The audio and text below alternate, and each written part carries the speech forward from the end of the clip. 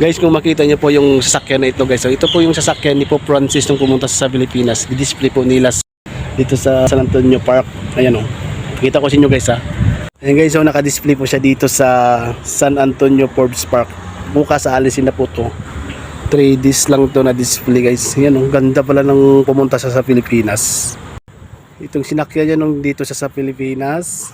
Okay, itor ko po kayo sa sasakyan ni Pope Francis. Ang ganda ng pagkagawa. Dito po yan sa San Antonio Forbes Park, Santuario Church. So para kung hindi nyo po nakita yung sinakyan na patrol car ni Pope Francis nung pumunta sa Pilipinas, ito po yun. Ang ganda guys. Jeep siya talaga na style jeep siya. Di ba guys? Ganda no?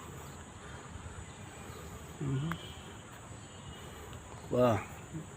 Ganda ha.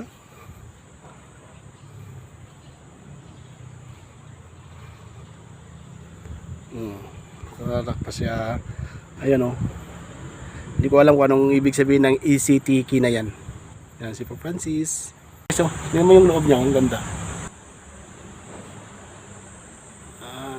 Oh, di ba? Ang ganda ng loob. Talagang sa model talaga. Hindi mawawala yung model ng jeep ng ng Pilipinas kasi itong nilagyan din sa kay Pope Francis eh.